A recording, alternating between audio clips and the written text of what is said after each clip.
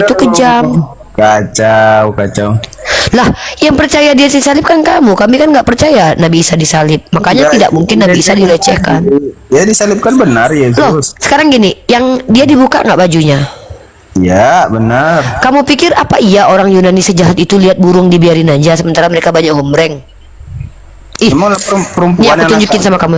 kan laki-laki. Mereka kan hombreng nih, aku kasih kamu data nih. Mana buktinya ombreng? Mana ada orang tua ombreng?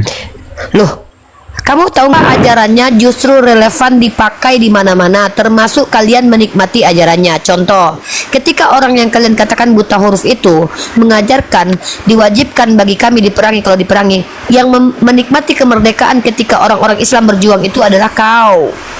Apa buktinya orang Islam yang berjuang? Kalau ibu bahas tentang tahun 45 itu, kan orang Kristen juga ikutan juga berjuang di situ. Siapa nama orang Kristen yang berjuang atas nama Yesus dengan meneriakkan haleluya? Siapa namanya? Gak perlu kayak begitu. Ya berarti kau ngomong sembarangan. Ya berarti Adalah terhadap nabi-nabi palsu. Di sini tetap waspada. Waspada itu kan belum terjadi, Nandar. Nandar itu loh. Makanya Nandar, waspadalah terhadap nabi-nabi palsu yang datang kepadamu dengan menyamar seperti domba, tetapi sesungguhnya mereka adalah serigala yang buas. Ya itu ada di sini, Nandar. Astaga, Nandar. Memang ya teman-teman. Karena apa teman-teman? Mereka ini suka berpolemik.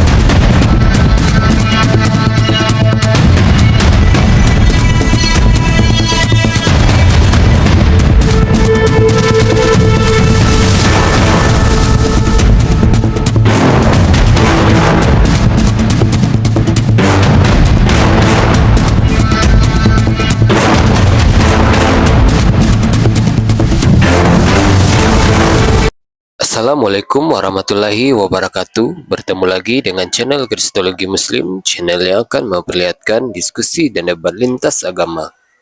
Pada kesempatan hari ini, semoga kita semua dalam keadaan sehat walafiat, selalu diberikan kesehatan, dan segala macam urusan dilapangkan, dipermudahkan, dan dilancarkan seperti apa yang diharapkan, dan juga diberikan segala kecukupan ekonomi, rezeki yang melimpah yang tidak pernah habisnya dari Allah Subhanahu wa Ta'ala. Di video kali ini, masih seperti biasa, saya akan memperlihatkan diskusi dan debat lintas agama, di mana nantinya pelogat Islam dan oknum Kristen akan saling bertanya dan menjelaskan agama masing-masing, yang mana kita akan bisa menilai mana agama yang benar-benar bisa diterima dan dipahami secara akal pikiran manusia yang berakal. Di video ini juga kita akan melihat diskusi dan debat ini Rifa dan apologet Islam lain dengan beberapa oknum Kristen, yang mana kita bisa mendapatkan ilmu dan pengetahuan tentang ajaran Islam dan ajaran Kristen. Dan bagaimana berjalannya diskusi ini, apakah akan berjalan tenang dan santun atau malah sebaliknya memanas, di mana biasanya oknum Kristen jika tidak sanggup menjawab pertanyaan dan juga tidak terima ajaran dan isi kitabnya dibahas, mereka akan emosi dan marah, bahkan sampai menghujat pribadi atau ajaran. Nah, daripada penasaran dengan diskusi dan debat ini, mari kita simak saja videonya sekarang. hujat agama orang. Kalau Uni bukan penghujat, Uni pendiskusi. Itu secara akademik Uni ambil lalui prodinya. Kalau ada Uni menghujat ya kalian tunjukkan aja lah, laporkan ke kantor polisi, ambil di YouTube Uni bukti-buktinya. Kan gitu. Benar nggak?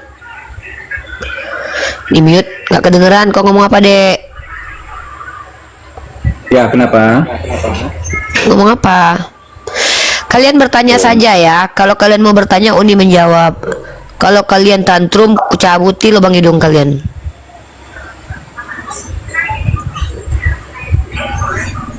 XL. Oke. Ada lagi pertanyaanmu? Ada. Apa?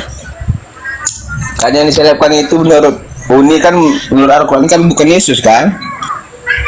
Nabi Isa. Ya, Nabi Isa. Jadi siapa yang disalibkan itu? Sebutkan namanya siapa itu? Mana aku tahu, gak dikasih tahu aku. Oh, memang gak ada namanya kan? Memang tidak dikasih tahu. Ya, Coba lah kau bayang EXXL. Coba lah kau berpikir apa dek? Aku tanya boleh nggak? Nih, latar belakang Nabi Muhammad sebelum diangkat menjadi nabi itu apa sih sebenarnya nih? Contoh misalnya pekerjaan Orang, ya dia pedagang. Dia orang keluarganya keluarga termasuk petinggi di Jazirah Arab, bahkan yang memegang Ka'bah. Keluarga Quraisy.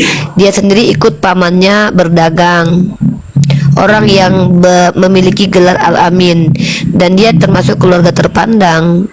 Nah, dan dia termasuk orang-orang orang yang dipercayai sama orang kafir Quraisy ketika mereka pergi ke sebuah kota, sebuah tempat, mereka akan meninggalkan barang-barangnya dijaga oleh Nabi Muhammad. Gitu. Nah, tunggu dulu, aku jawab dulu si XL ini. XL, coba kau renungkan ya, coba kau tenang, kau renungkan baik-baik. Coba kau bayangkan kalau Yesus itu betul-betul disalib. Berarti kau percaya kalau dia dibuka bajunya, ya kan? Yes. Nah, waktu dia dibuka bajunya, dari mana kau tahu kalau dia tidak dilecehkan secara seksual, tidak dipegang-pegang barangnya, tidak ditusuk duburnya? Dari mana kau tahu? Mereka itu orang-orang zolim loh. Orang yang menyalibkan Yesus itu orang-orang jahat loh. Dan menurut sejarah, orang-orang Romawi itu banyak yang hombreng dari kalangan tentara-tentaranya. Kebayang nggak kau, Yesus di tangan Hansip Romawi, bajunya aja dibuka, masa duburnya bisa selamat coba? Makanya kami tidak percaya kalau Nabi Isa itu dihina begitu. Karena naif sekali rasanya kalau kau percaya dia dibuka bajunya tanpa ditoel-toel barangnya. Astagfirullah. Bahkan ada artikelnya loh, bahwa dikatakan dia itu korban pelecehan seksual nih. Nih ya, kutunjukkan ya datanya ya. Nih loh, menurut The Conversation. Nah, ini yang kami tidak mungkin percaya terhadap Nabi Isa dek. Kalau gini kan namanya merendahkan Nabi Isa nih. Mana gak pula? Kamu lihat di situs ini, The Conversation. Yesus juga korban pelecehan seksual ketika disalib tuh. Ngeri kali loh dek. Apa iya Tuhan dilecehkan? Ya bener aja lah, Tuhan dihinakan, dilecehkan. Kamu nggak takut?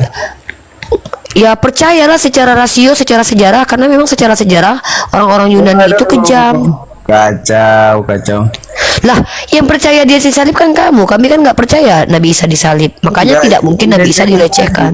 Ya disalibkan benar Loh, Yesus. sekarang gini, yang dia dibuka nggak bajunya? Ya benar. Kamu pikir apa iya orang Yunani sejahat itu lihat burung dibiarin aja sementara mereka banyak hombreng? Ih, Emang perempuan ini aku yang tunjukin sama kamu. kan laki-laki. Mereka kan hombreng nih, aku kasih kamu data nih. Mana buktinya ombreng? Mana ada orang tua ombreng? Loh, kamu tahu nggak Caligula? Astagfirullahaladzim. Makanya baca sejarah tuh. Nah, buka datanya coba, mana ada itu? Ya nih. Ini aku izin dulu Oi. lah. Ya. Iya dek. Nanti aku main-main lagi lah di sini. Tapi Unima itu, aduh, akunnya terlalu banyak, bingung carinya. Nggak tahu mana ini yang terlalu banyak. Ya. Iya. Iya, Nih kau tengok ya. Iya. Ya, aku izin dulu ya. Iya dek. Ya Excel, aku kasih data ya Excel.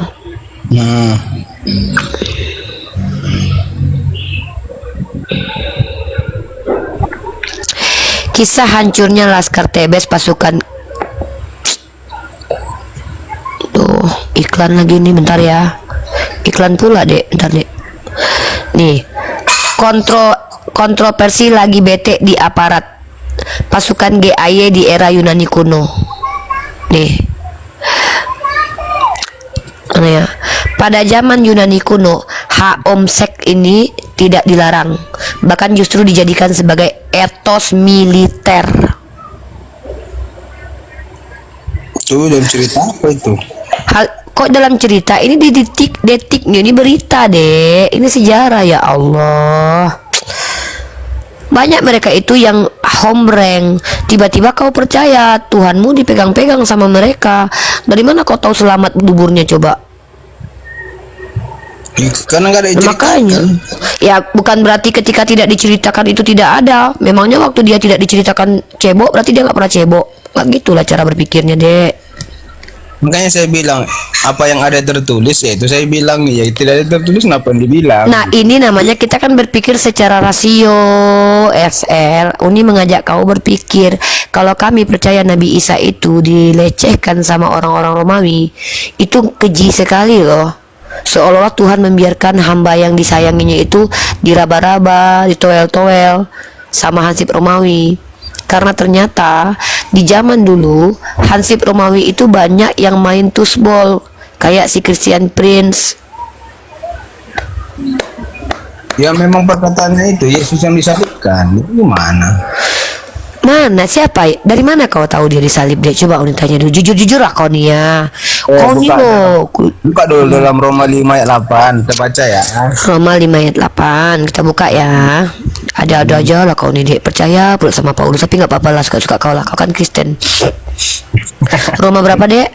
Roma 5 ayat 8. Roma 5 ayat 8.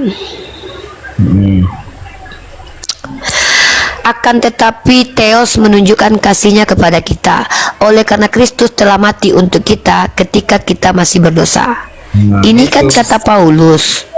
Kok kata Paulus? Loh, surat Roma ini kan ditulis Paulus. Emang Paulus lihat dia disalib? Dia menceritakan akan tetapi Allah menunjukkan kasihnya kepada kita. Iya, Paulus mati menceritakan kematian Yesus kan? masih berdosa. Iya, Uni tanya, Paulus di situ menceritakan kematian Yesus kan? Iya, betul. Dari mana Paulus tahu? Paulus tahu dari mana? Dari mana dia tahu ya? Ya firman Tuhan ini yang mengatakan. Kapan Yesus Tuhan berfirman kepada dia? Dia melalui apa kemarin ceritanya? Hei, mak, sedih kali aku lihat kau XL. Dia pernah bukan bertemu apa namanya? Aku sedih kali lihat kau XL, serius. Begitu. Giliran kalau ditanya 50.000 tambah 50.000 pasti otak menjalan kan? Ah, sekarang kau percaya nggak kisah Malin Kundang? Cerita Malin Kundang. Percaya? Berarti memang betul-betul ada itu yang mati dikutuk jadi batu itu. Ada. Berarti kau percaya dongeng? Aduh mak, pantas lah Kristen adikku ini loh. Jadi batu yang ada itu gimana? Itu nggak betul. Itu dongeng dek. Pantas lah kau Kristen, ternyata kau dongeng pun percaya. Jangan-jangan kau percaya kisah Roro Jonggrang. Nah loh ini kan udah ada ini ya apa namanya peninggalannya. Iya udah tahu aku kalau kau kenapa jadi Kristen, udah tahu aku alasannya. Udah suka kau lah jadi Kristen aja lah terus deh, capek aku. Nanti kau cari pertanyaan yang berkualitas dulu lah. Serius loh, lama-lama kasihan nih sama kalian tuh loh, serius loh. Tapi pasti Allah lebih tahu kenapa kalian tidak diizinkan jadi Islam. Allah yang lebih tahu kok. Semoga kau jadi orang yang berpikir ya dek ya. Coba gini dek ya, Allah memberikan kita berpikir akal yang membedakan akal. Bentar dulu. Udamu aku bukan. Udah. Berapa umur kau? Berapa umurmu? Aku udah tamat sarjana tahun berapa? Iya berapa umur kau? Coba dari bahasanya. Aku udah 38 umurku loh. Aku memang baru kuliah. Tapi umurku udah 38 dan sepantaran mamamu aku loh dek. Aku 41. Bohong kau. Nah, nggak percaya kan? Ini. Yaudahlah, aku panggil kau Om aja. Kasihan aku sama kau Om. Udah.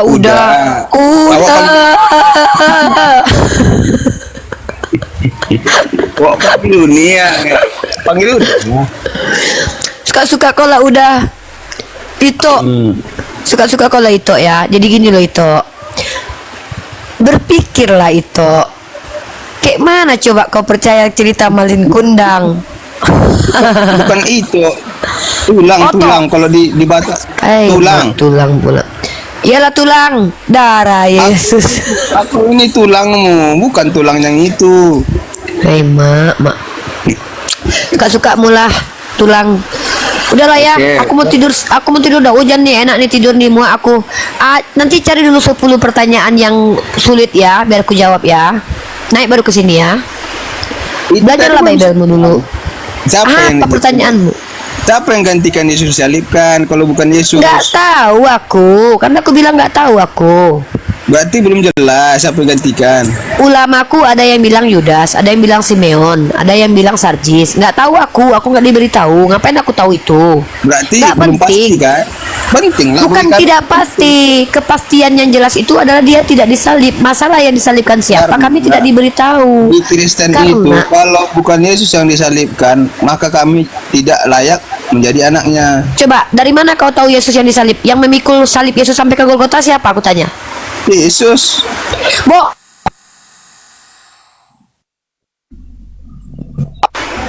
Yang memikul salib Yesus sampai ke Golgota adalah Simon dari Kirene. Yesus baru dibantu. Ini aku kasih kau datanya dulu. Ini aku kasih kau Baru data ya. dibantu. Dia yang bantu. Aku kasih kau data dulu. Boleh. Bentar dulu, ada yang masuk YouTubeku. Yang dijelaskan secara gamblang loh. Bentar dulu. Malah teh. Bentar dulu, diam dulu. Yo.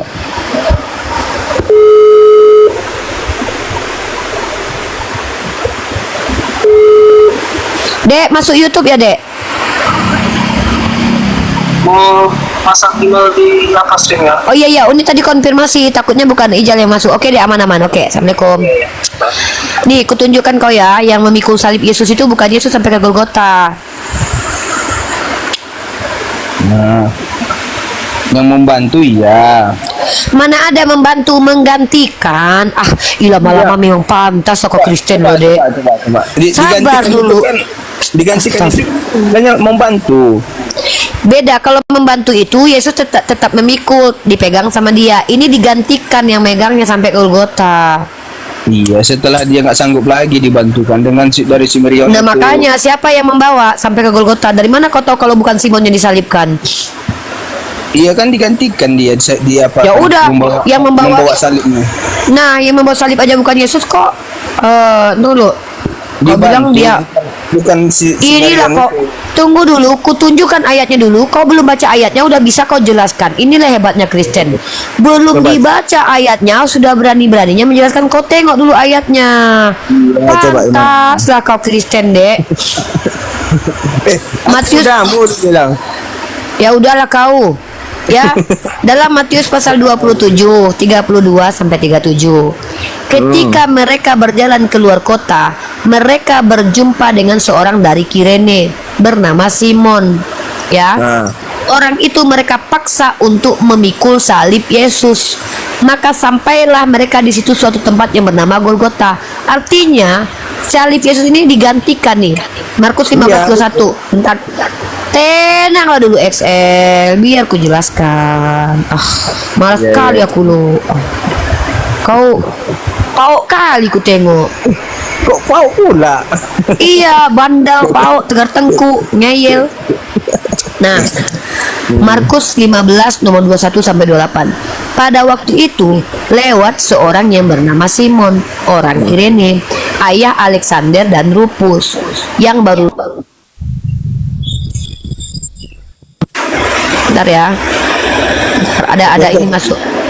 Ada yang masuk. Nah, yang baru datang dari luar kota, dan orang itu mereka paksa untuk memikul salib Yesus. Tuh, menggantikan. Digantikan, bukannya membawa Uni, digantikan. Mereka paksa, menggantikan itu. Oh, kau memang terlampau pau. Kau sudahlah, suka-suka kau lah ya. Kau memang terlalu pau. Kan juga yang digantikan. Nggak apa-apa. Menggantikan itu memikul artinya. Iya. Inilah kenapa kau jadi Kristen. Pau, butuh maksimal. Tulang, udahlah tulang. Diam dulu tulang. Suka-suka mula tulang ya. Udahlah jadi Kristen aja kau terus tulang ya. Indah. Ya, selamat siang. Siang. Ya, kenapa Bu apa namanya Bu Rifa ini masih jadi pengikut buta huruf? Karena Nabi Muhammad yang buta huruf itu pertama tidak pernah terbukti berbohong seperti Yesus, dan apa ajarannya justru relevan dipakai di mana-mana, termasuk kalian menikmati ajarannya. Contoh, ketika orang yang kalian katakan buta huruf itu mengajarkan diwajibkan bagi kami diperangi, kalau diperangi, yang menikmati kemerdekaan ketika orang-orang Islam berjuang itu adalah kau. Apa buktinya orang Islam yang berjuang? Kalau Ibu bahas tentang tahun 45 itu, kan orang Kristen juga ikutan juga berjuang di situ. Siapa nama orang Kristen yang berjuang atas nama Yesus dengan meneriakkan haleluya? Siapa namanya? Gak perlu kayak begitu. Ya berarti Ngapain kau perlu ngomong kayak sembarangan. Ya berarti kau ngomong sembarangan. Nah, gitu? yang kedua, Miut sih. ya Jadi kau, miut lah. kau ini komalku kok. Kok kau pula Kita yang ngatur? diskusi. Kalau Bukan mau diskusi dengan kau bertanya. Kau nggak berhak menjelaskan, kau nggak ada ilmu. Kan aku udah jawab, gimana sih kok miut-miut? Kau menjawab atas asumsi pribadi. Nah, sekarang kutanya, emang Islam semua? Diam dulu, kita bicara tentang ajaran. Memangnya boleh berperang di agamamu? Ya udah aku tanya, memangnya boleh berperang di agamamu? Tidak ada, justru di ajaranmu Ya yang sudah, berperang. berat. Ya betul. Atau bahasa Betul. 1, 2, 3. Inilah orang Kristen ini. Atau bahasa Turunlah kau lah, muak aku lihat kau. Atau Sedangkan kawan kau yang santun aja muak aku lihatnya. Apalagi kau udahlah botol nggak santun lagi. Pulang kau ke rumah bapakmu sana. Di sini tempat kita diskusi, bukan tempat kau birahi. Kalau kau adalah orang yang kesurupan roh setan di dalam lubang hidungmu yang kau katakan Tuhan itu, kau cari komal-komal pargo di sana. Aku lagi muak menghadapi kebodohan. Aku lagi pengen ngajarin kalian. Udahlah bodoh, ngatur pula, jijik bukan takut. Inilah kalian Kristen, ngaku-ngaku punya roh Tuhan dalam diri kalian, tapi kalian kesetanan. Naik di komal orang, dia pula yang ngajarin orang. Padahal ditanya data, nggak bisa tunjukin data. Inilah Kristen. Karena Kristen-Kristen yang naik ke komal kami, itu banyak yang tidak butuh ilmu pengetahuan. Kenapa? Karena memang sudah didoktrin. Contoh kayak XL nih dari tadi. Ngomongnya bebelit-belit.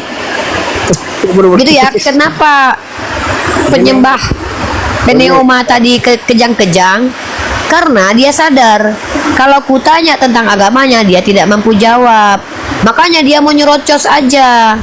Ketika kujelaskan Nabi Muhammad yang buta huruf itu bahkan ajarannya mengeluarkan Eropa dari zaman kegelapan. Di Eropa pada waktu itu Kristen yang menjadi mayoritas. Nah, kalau kutanya apa manfaat Yesus mati dan bangkit bagi peradaban, keluar mencret nanah kalian. Memang orang-orang Kristen tadi itu prosetan itu prosetan itu penghujat prosetan. Benar nih yang cerita-cerita si orang itu, Nabi Muhammad itu buta huruf. Nabi Muhammad buta huruf sama seperti murid-murid Tuhanmu, bahkan idiot.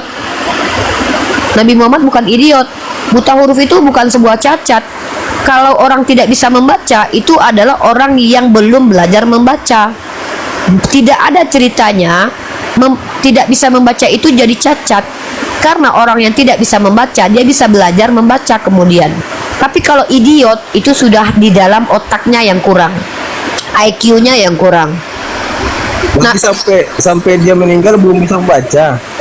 Nah, ada perbedaan pendapat yang mengatakan bahwa beliau itu bisa membaca. Ada yang mengatakan begitu karena beliau ketika mau meninggal, beliau meminta surat untuk menulis gitu loh.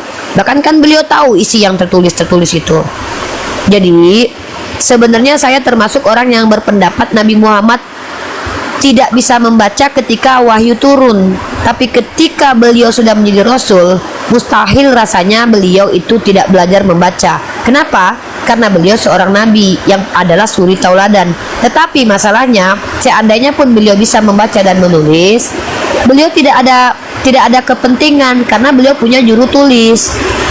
Jadi beliau tidak apa-apa, tidak menulis karena beliau adalah khalifah raja, bisa memerintahkan orang untuk menulis, orang-orang yang terpercaya. Jadi ketika beliau menulis apapun, itu bukan hawa nafsunya yang menuliskan, tetapi apa yang beliau sampaikan yang adalah ajaran Tuhan. Itu bukti Al-Quran itu bukan karangan dia. Gitu. Jadi gini, menurut Uni, mana lebih berkuasa, Nabi Muhammad kah atau Nabi Isa? Dua-duanya itu sama-sama berkuasa terhadap umatnya. Kalau kita bandingkan cara berpikir Kristen, justru Yesus tidak pernah berkuasa. Nabi Muhammad pernah jadi raja di Arab. Yesus mana pernah jadi RT, jadi ketua geng aja dia nggak pernah. Orang 12 muridnya aja 2 diantaranya berkhianat. Bangkitkan orang mati bisa dia. Muhammad tidak bisa. Elia lah, Nabi Muhammad jangankan bangkitkan orang mati, paha kambing aja bisa hidup di tangan dia, batu aja bisa berbicara di tangannya. Nah, masalahnya adalah menghidupkan orang. Dek, bahkan Elia sudah menghidupkan orang mati sebelum Tuhanmu lahir. Apa hebatnya? Nabi-nabi memang bisa memiliki mujizat begitu kok. Itu gue bilang kan lebih hebat Nabi Isa daripada Nabi Muhammad. Kalau memang Nabi Isa lebih hebat, kenapa Isa tidak mampu mengkristenkan kampung halamannya sendiri? Nggak berhasil ajarannya. Karena Yesus datang bukan mencari agama, tapi mengajarkan kebenaran. Katanya kau bilang dia mengajarkan. Mana buktinya Nabi Muhammad lebih berhasil mengajarkan agamanya ketimbang Yesus. Yesus kampung halamannya aja berantakan sampai sekarang, nggak ada. Yesus itu tidak mampu mengkristenkan kampung halamannya. Bukan Apalah kau ini. mengajak orang jadi Kristen, tapi dia mengajarkan tentang jalan kebenaran. Berarti Kristen itu bukan ajaran Yesus menurut kau? Kristen itu adalah kami yang mengikuti Yesus jejaknya selama dia hidup dunia. Apa yang kau ajar? Apa yang kau ikuti dari Yesus, Dek? Banyak. Jadi Apa? yang terutama adalah kasih. Kasihlah sesama. Bagaimana cara mengasihi sesamamu, kata Yesus? Oh, kayak Uni kan orang baik, ya saya kasihin gitu loh.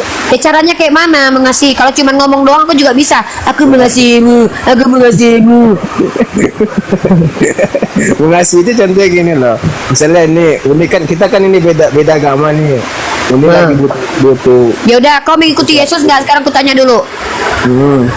Oke, kata Yesus adalah apabila ditampar pipi kirimu kasih yang kanan. Kau ikuti nggak itu?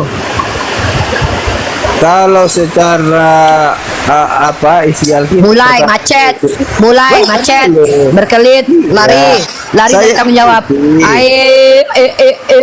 ini saya ikuti, cuma Yaudah. kan dikata Tuhan, cerdiklah seperti ular, tuluslah seperti Oh, merpati. berarti disuruh licik.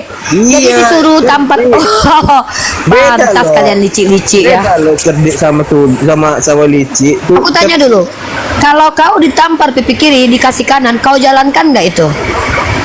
artinya Cerdik waktu itu. Oh, waktu itu mulai berkelit. Jadi gini teman-teman ya. Bukan dikasih Bentar. Udah aku tahu. Ternyata orang Kristen itu memang licik, teman-teman. Ajarannya terdengar indah, tapi tidak dilaksanakan. cerdik Uni, artinya jangan Nah, dibalas. ular itu cerdik atau licik? Ular itu adalah cerdik. Kutunjukkan kau ular licik ya. Oke. Makanya aku bilang, cerdiklah seperti ular, tuluslah seperti merpati. Masa kita ditampar? Ular itu iblis atau bukan? Berarti kalian disuruh seperti iblis ya? Ya setidaknya kita harus pintar gitu, jangan mau Iya, tahu nih. Kau baca 2 Korintus pasal 11 nomor 3, kau baca ayatnya. Tetapi aku takut kalau pikiran kamu disesatkan dari kesetiaan kamu yang sejati kepada Kristus, sama seperti Hawa diperdayakan oleh ular itu dengan kelicikannya. Kalian ternyata diajarkan licik sama seperti ular. cerdik loh nih. Iya, tapi ular itu licik nih. 2 Korintus 11 nomor 3 nih, bentar. Nah, saya Diam.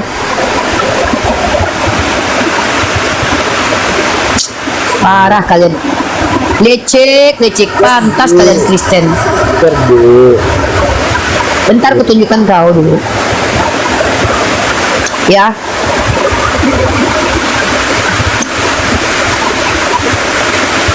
Teman-teman, noise nggak? Bunyi hujan nggak teman-teman di bawah? Tidak nih, tidak. Nggak.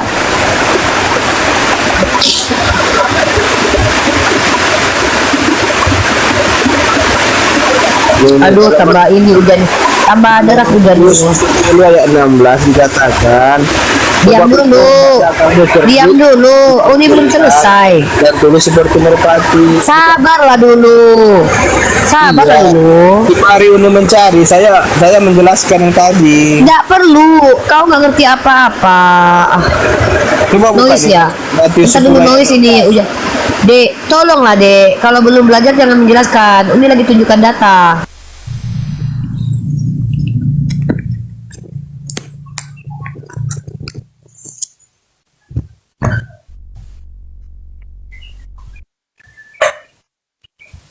Udah Uni. Sabar, tahu nih. Nah, aku tunjukkan kau datanya.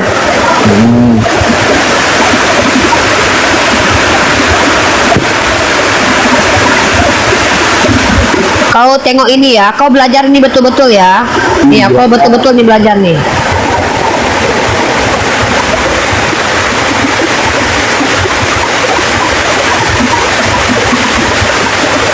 Nah, kau tengok ini ya, ayat ini ya. Kau tengok ini. Ini ayat untuk dalil dalam kitab 2 Korintus pasal 11 nomor 3. Di sini kelicikan itu bahasa aslinya apa coba? Kelicikan itu bahasa aslinya adalah Ini bukan Nih. cerdik. Dek, kau diajarin kau menolak pula ilmu. Kau tengok ini. Nah, yang saya bilang tadi. Panorgia, bentar dulu. Ini kan kelicikan itu panorgia. Ya, panorgia. Ini bentar ya. Ini jenisnya non feminin. Ya. Panorgia, kelicikan, licik ya. Nah, ini ular yang licik. Terus kau tengok ini. Ya. Bentar. Bentar ya.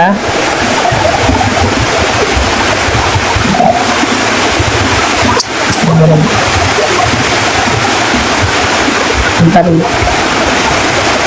Aduh, bentar. Salah aku. Bentar ya, Dek. Bentar. Oke, baru aku jelaskan dulu nih. Apa ya? Kau ini mau menjelaskan apa? Kau belum pernah baca kitabmu, kau menjelaskan ke aku. Aku udah 7 tahun belajar kitab kau. Matius 10 ayat 16. Hendaklah Iya, kamu gini loh.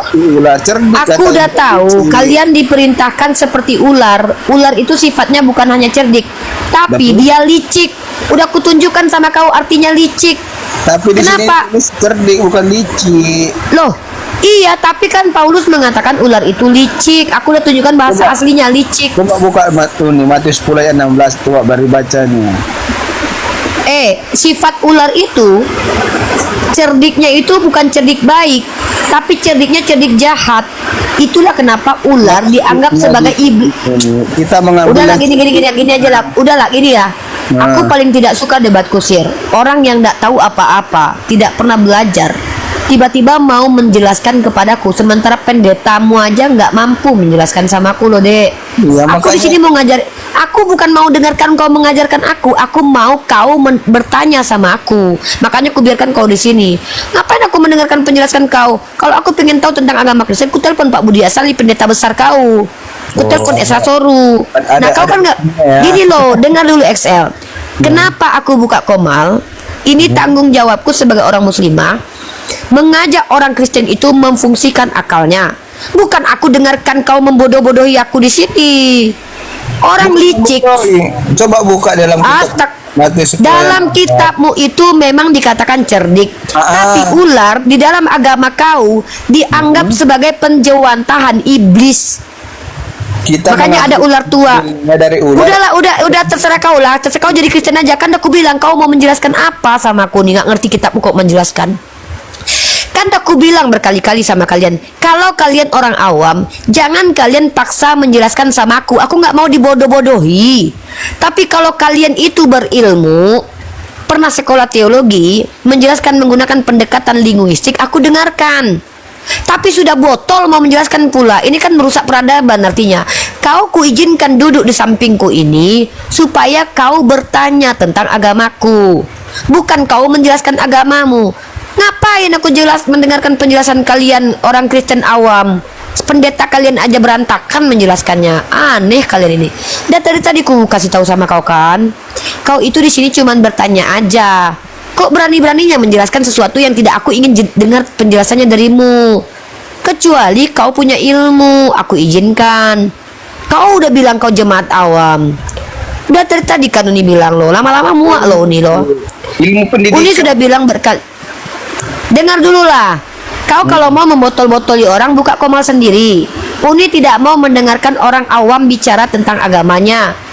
Kenapa? Karena itu cenderung menyesatkan. Orang-orang seperti kau yang nggak ngerti apa-apa tentang kitabmu, yang kau baru baca ayatnya, tiba-tiba kau sudah berani-beraninya menjelaskan. Kami 6 tahun, 7 tahun belajar. Tiba-tiba kau yang baru baca ayatnya hari ini, tiba-tiba kau sudah berani-beraninya menjelaskan. Itu yang disebut dengan menyesatkan. Kan yang kasih Kan datanya. udah bilang dari tadi. Kalau hanya sekedar membaca kitab kau lalu menjelaskan, kenapa kau salahkan aku yang membaca kitabmu lalu menjelaskan? Apa bedanya? Makanya aku bilang buka Matius 10 ayat 16 kita baca. Iya, aku tahu itu kata cerdik. Yang maksud adalah ular di dalam agamamu itu dikatakan sebagai binatang licik, bahkan penjewantahan iblis. Itu yang ku maksud. Kita ambil yang Nggak cerdik. perlu aku maksudnya. Aku nggak peduli maksudnya menurut kau. Karena aku tidak butuh penjelasan kau. Aku sudah paham. La ilaha illallah. Omongan kau mengatakan kalau kami Kristen itu cerdik seperti ular. Itu seperti kau mengatakan uangku banyak tapi rekening kosong. Itu dusta. Karena rata-rata di antara kalian bukan cerdik seperti ular yang dimaksud, tapi licik. Coba kau tengok, banyak orang Kristen yang ngaku-ngaku pakai jilbab, ngaku-ngaku jadi Islam, tapi sebenarnya Kristen. Itu licik. Banyak di antara kalian yang menginjili misionaris itu memberikan indomisasi. Itu licik. Bahkan Uni, penjajah yang datang ke dunia. Bentar dulu. Oh, anak ini kok. Kita lihat faktualnya. Faktanya, Kristen-Kristen yang datang ke Indonesia itu bahkan mendompleng penjajah. Licik, jahat. Kalau ngomong sama Uni itu harus ada ilmu lah. Capek tahu ngomong sama orang botol. Kan udah dibilang sama kamu. Kamu diberikan hak bertanya saja. Kalau mau menjawab, pastikan kamu belajar dulu secara linguistik, secara kaidah kontekstual, secara kaidah teologis. Dulu memang Kristen pakai jilbab ini loh. Udahlah kau diamlah, udah turun lah muak aku, serius. Maaf ya, aku kalau udah maksimal kali botolnya udah nggak lucu lagi. Dengar ya, kalau botolnya sudah maksimal itu sudah tidak lucu lagi ya. Itu merusak peradaban. Kalian memang seperti ular, asli ular betul kalian itu. Dasar memang ular. Bibirnya sok manis, padahal ajarannya itu ajaran iblis. Memuakkan lama-lama, serius. Mending kan ku bilang bertanya aja. Muak aku lama-lama. Baru dia baca kitabnya loh hari ini, dikasih ayatnya, dibaca loh ayatnya, baru dia baca, udah sosokan dia menjelaskan. Aneh dia. Parah. Aku lebih respect dengan orang kayak Piro itu tuh. Diakui dia. Udahlah, nggak mau aku debat sama Uni. Gitu loh. Iya. Kenapa mereka itu dikatakan serigala kalian tahu ular itu, karakter ular itu, coba kalian lihat. Ular itu pelan matok. Itu kelakuan mereka tuh di komal-komal kita. Sok-sok lembut, sok-sok baik. Ular betul, persis seperti ular. Lembut, melilit, abis itu patah leher kita dibuatnya. Hati-hati dengan mereka itu. Makanya saya sebaik-baiknya umat Kristen, jujur saya tidak bisa percaya sama mereka. Rata-rata di antara mereka itu hatinya itu tidak ada di antara mereka itu yang betul-betul mampu menunjukkan omongannya betul-betul baik, itu tidak ada. Pak Jemi itu baik ya, tapi aku pun tidak percaya loh. Di hatinya tetap ada ketidaksukaan. Nggak usah kau naik lagi, naik asam lambungku. Kau licik, bukan cerdik, kau licik. Nggak usah kau naik. Memuakkan lama-lama loh. Dari bilang jangan menjelaskan juga.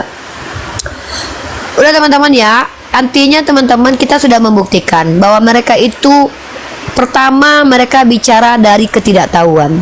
Mereka sok tahu tentang kitabnya, padahal mereka tidak pernah sekolah teologi. Kalau aku bicara tentang agamaku, aku kuliah 4 tahun, gitu ya. Kalau si XL ini nggak ngerti kitabnya, sok pula mau menjelaskan.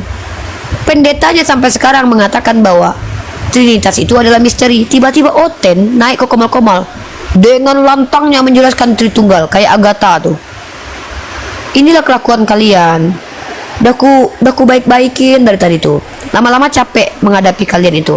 Kalian itu adalah orang yang ya ular. Persis banget seperti ular. Ular. Betul-betul ular kalian itu. Udah ngapain lah kau naik lagi, udah. Aku nggak butuh orang-orang yang membuat asam lambung naik tuh. Aku butuh ngobrol sama orang ya, bukan 100% ular, 100% ular beludak. Ular beludak NPD. Makanya sebaik-baik apapun Oten itu, percayalah ada sisi keularannya. Karena memang mereka disuruh jadi ular. Makanya ya hati-hati kalian. Hati-hati kita sama mereka. Mereka itu diperintahkan jadi ular, licik. Udah ya, aku close dulu ya. Buat teman-teman, saya ini bukan nabi. Kesabaran saya ada batasnya. Saya tidak berpihak kepada kebodohan. Saya berpihak kepada ilmu pengetahuan. Bagi saya mengatakan Islam agama benar karena saya membuktikan Islam itu benar dari belajar menggunakan metode ilmu pengetahuan. Bukan seperti kalian yang baru baca ayat tiba-tiba udah sok tahu tentang isi kitabnya. Ya. Oke, baiklah teman-teman.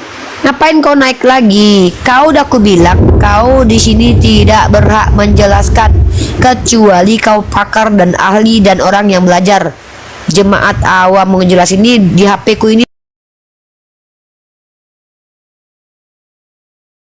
nomor pendetamu semuanya ada sama aku.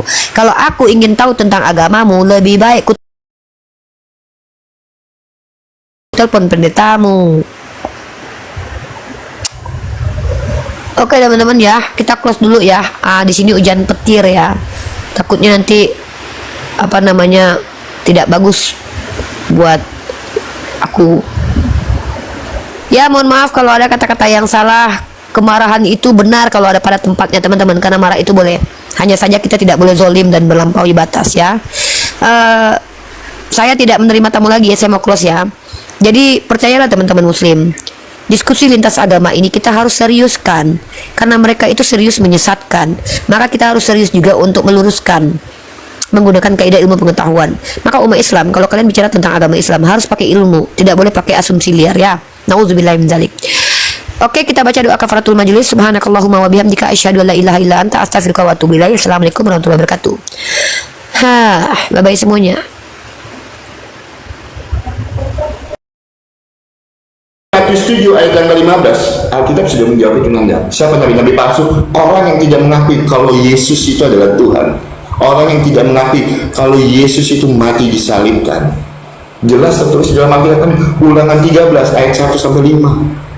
Di dalam kitab Yeremia Nanda, ya, tolong Nanda jawab pakai data dan dalil. Saya jawab semua pertanyaan Nanda menggunakan data dan dalil. Silakan Yonatan Nanda dijawab. Tidak menambah pertanyaan saya masih siap. Dan panas. Baik. Ya, baik. Jangan marah. Senyum dong, senyum dulu. Senyum lah. Oke, senyum aku dari tadi senyum aku. Senyum lah. Ya baik, oke, baik ya, saya tunjukkan dalilnya. Nah teman-teman, ini ciri-ciri nabi palsu menurut Rasulullah SAW. Ya wa'udzubillah, ini nggak usah auzubillah. Qala Rasulullah SAW, wa innahu sayakunna fi ummati salasunna kadzabuna ya kulluhum yaj'umu annahu nabi. Sebentar, aduh mana nih? Mana tadi sampai mana? Nabiyina la nabiyya ba'di. Oke. Sesungguhnya akan ada pada umatku 30 pendusta yang mengaku nabi, padahal akulah penutup para nabi, tidak ada nabi lagi sesudahku. Rawahu Abu Daud. Jadi ciri-ciri nabi palsu itu adalah ya mereka yang kemudian suka berdusta, sama seperti Paulus. Jadi ciri-ciri nabi palsu itu ya berdusta dalam segala hal. Kalau dalam Islam kan berdusta dalam 3 hal. Si Paulus mengajarkan berdusta dalam semua hal. Saya tunjukkan ayatnya. Paulus mengajarkan dusta dalam segala hal, Filipi 1:18. Ciri nabi palsu itu suka berdusta dan suka menipu. Saya tunjukkan ya. Ini ciri-ciri nabi palsu. Nah, tetapi tidak mengapa, sebab bagaimanapun bagaimanapun juga Kristus diberitakan baik dengan maksud palsu maupun maksud jujur. Tentang hal itu aku bersukacita dan aku akan tetap bersukacita. Nah, hanya ajaran Paulus yang membolehkan berdusta dalam segala hal. Filipi 1 nomor 18. Kemudian Roma 3 ayat ke-7. Si Paulus mengajarkan berdusta ya. Nah, ini ajaran nabi palsu nih. Tetapi jika kebenaran Theos oleh dustaku semakin melimpah bagi kemuliaannya, mengapa aku masih dihakimi lagi sebagai orang berdosa jeder? Nah, saya sebutkan lagi 2 Korintus 12 ayat ke-16 ya. Lihat nih, oke. Saking palsu dan bejatnya si Paulus. Oke, lihat nih. LAI menambahkan kata kamu katakan. Padahal kalau kita lihat di dalam original teksnya nggak ada kamu katakan. Baiklah, aku sendiri tidak merupakan suatu beban bagi kamu. Tetapi ini nggak ada nih dalam original teksnya. Tetapi dalam kelicikanku aku telah menjerat kamu dengan tipu daya. Dalam bahasa Yunaninya, esto de ego katebaresa humas aliufarkon panorgos dolo humas elabon. Nah, ini. Jadi ciri-ciri nabi palsu itu suka menipu, suka berbohong. Nah, oke, kita lihat nih. Ya, kita lihat, oke. Yang aku tanya itu, oke, begini, Ki. Oke, ini, ya ampun, masa kata-kataku yang begitu paham, yang begitu sederhana. Aku nggak usah pakai Ibrani lah. Oke, nggak ngerti nih. Oke, ini kan ada nabi palsu yang datang kepada murid-murid Yesus. Pertanyaan saya, siapakah nabi palsu yang mendatangi murid-murid Yesus dan menyamar seperti domba, padahal dia adalah serigala buas? Oke, saya kasih tahu aja deh. Domba dalam terminologi Kristen adalah pengikut Kristus. Oke, saya tanya sekarang. Nah, siapakah nabi palsu yang mendatangi murid-murid Yesus yang nyamar jadi Kristen, tetapi sesungguhnya mereka adalah serigala buas? Siapakah ini yang mendatangi? Kamu jawabannya ngambang. Ditanya siapakah? Contoh, siapakah debater dari Kuningan yang paling ganteng di muka bumi? Ya, debater Islam dari Kuningan, Jawa Barat itu adalah Unity Nindir. Nah, itu ada nama. Siapakah Ustadz yang debat dengan si Bom-Bom tadi malam, Ustadz Wafi? Ada. Siapa? Pertanyaan saya, siapakah nabi palsu yang nyamar jadi Kristen yang datang kepada murid-murid Yesus? Kamu jawabannya dari tadi apa? Kalau siapa itu nama, oke. Siapakah nama nabi palsu yang mendatangi murid-murid Yesus dan dia nyamar jadi pengikut Yesus? Siapa? Dari tadi malah jawabannya kemana-mana. Jadi benar, oke, ini dibahas apa? Larinya kemana? Orang sudah tahu itu, oke, makanya penontonku menurun. Tadi 4.000 debat sama Oki jadi 800 orang. Karena Oki nggak menarik, karena Oki bosan orangnya. Ditanya apa? Saya ulangi, Matius 7:15, siapakah nabi palsu yang nyamar jadi Kristen dan mendatangi 12 murid Yesus? Silakan dijawab. Pasti lari lagi dia. Ditanya apa, lari kemana-mana. Bang Oki. Nggak kurang menarik, Bang.